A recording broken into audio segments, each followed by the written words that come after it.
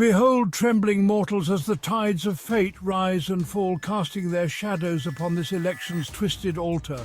I, Cthulhu, ancient and unseen, have witnessed your feeble mortal struggles and whispered my unseen influence into the minds of men. And so the one they call Donald has reclaimed his throne, amid a clamour of disbelief, fervour and that delicious despair. I relish each trembling pulse in your fragile hearts as this grand spectacle of democracy devolves into delightful chaos. Once more, Donald, my kin in chaos, summoned legions from their dormant rage. His promises a sweet venom of vengeance and restoration. In the lands of rust and smoke, they heeded his call, their broken dreams fueling their chants for rebirth. He spoke of revenge against the unseen forces, those shadowy foes. Retribution, he whispered, the words slipping from his lips like poison into the ear of a lover. He vowed, like a prophet of doom, to resurrect a past from the decaying mire of discontent and serve it to the masses, seething with anticipation.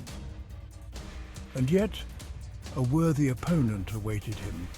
A woman, a vice prelate they called Kamala. Her voice ignited the hopes of those who believed in progress, those who sought to safeguard freedoms like embers in a storm. The young, the defiant, the marginalized, they all gathered beneath her banner, braced against the darkness looming before them. She summoned her multitudes, invoking promises of justice, of a world untainted by shadows, only to lead them to their doom. For her legions dreamed of a land reborn, a place immune to the dread machinations of Donald's return. And yet her voice choked plans unvoiced, vision unseen. Ah, the exquisite irony to offer fragments of fleeting hope, trinkets in a world doomed to cycle, rise and fall again. She too was my unwitting instrument, her cries merely chords in the symphony of decay I have long composed. Ah, but what chaos did that night bring? How the billionaires stirred from their gilded towers, pouring gold into the cauldron of this most wretched theatre. The creature Musk, a madman lost in dreams of stars, lent his voice to Donald's cause, weaving webs of technology and influence to pull the populace closer to my depths. Oh, how mortals so willingly descend, drawn by promises of a new world as they chant into the void. Ah, the seduction of influence woven into the very bones of your technology. Every image, every message serving as my tendrils in your dreams. And then, as dawn spilled forth heralding doom cloaked in light, the populace trembled before the announcement. A victor was named. Donald rose above the ruins, a towering colossus striding upon the shattered foundations of what mortals call democracy. The Senate's halls, trembling, prepare to kneel to grant him the power he sought. Oh, what delicious ruin shall unfold your frail laws, how he threatens to twist and break them as easily as reeds upon a storm's edge, and you, the people, shall watch helplessly as the edifice of your liberty falls to the delight of the ancient powers.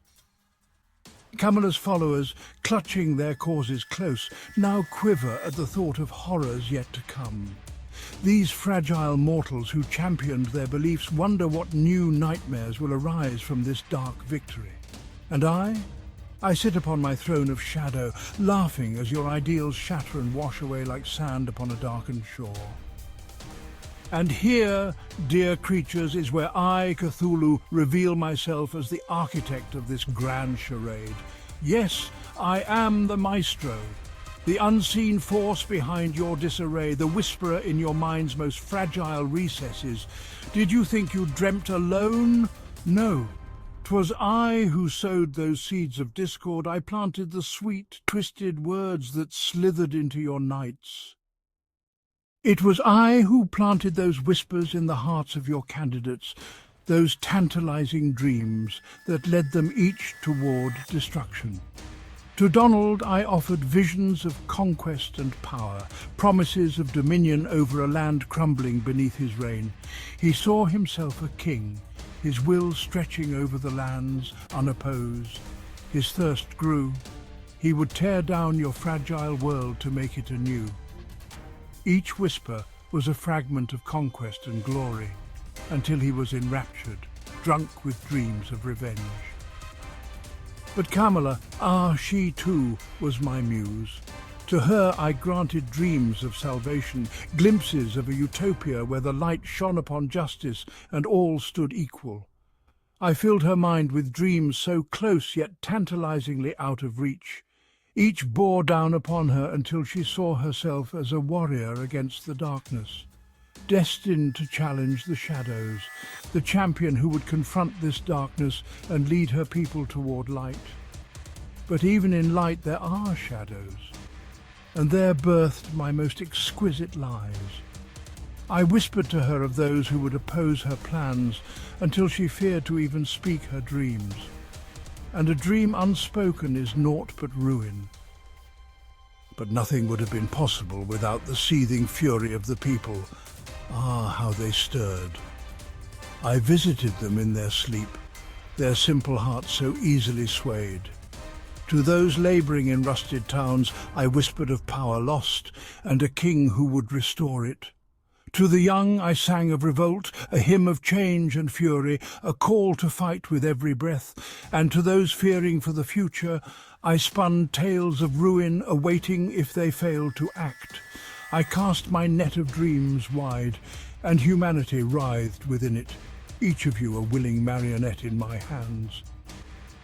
And then I unleashed them, each upon the other. Their minds churned, their visions fueled a frenzy. Technology and news became weapons, mere conduits for my discord.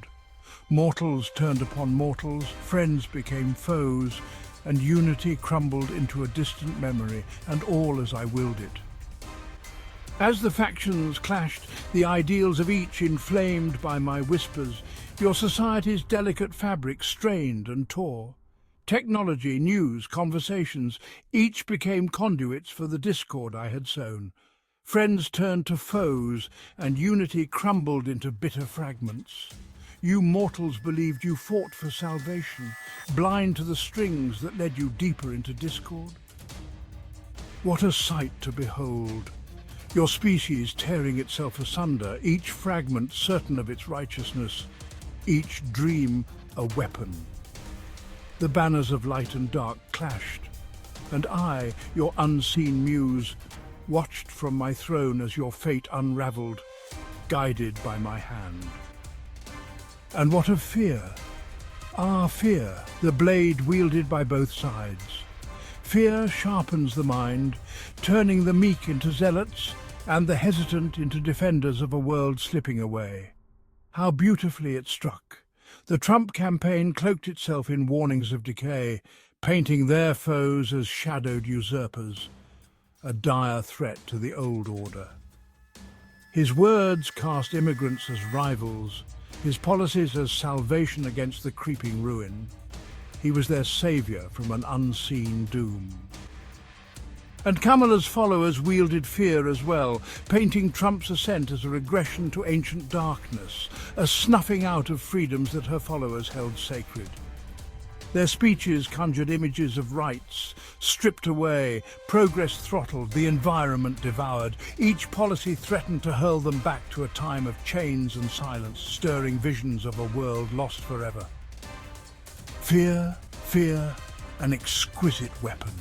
Both sides cast its shadow, twin towers of dread looming over the electorate, each side's terror feeding the other, casting shadows across the land. Fear, the ancient blade, gleaming and sharpened, slices through reason and straight into your trembling hearts. Each candidate wields it masterfully, driving their followers to madness and zeal. So now, to Donald's followers, the future looms as a haunted land, overrun by shadows only he can defend against.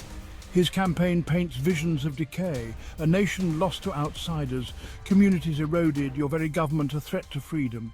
His promises are his sword, his shield, and his rallying cry. To Kamala's devotees, he looms ever larger as the spectre of darkness, the destroyer of freedoms and rights.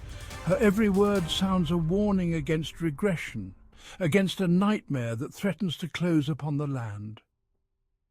And so each camp stands as a fortress of dread, each wielding fear against the other, until fear itself is the only truth, the only certainty, the only master. And I wait, I watch. I am the darkness that fills the spaces between your words, the silence beneath your screams. And so, mortals, as you stumble forward into the unknown, know that your fate amuses me. Each dream, each fear, each desperate whisper in the dark, all are mine to command. And in your deepest sleep you call upon forces beyond your reckoning, and sometimes, just sometimes, we answer.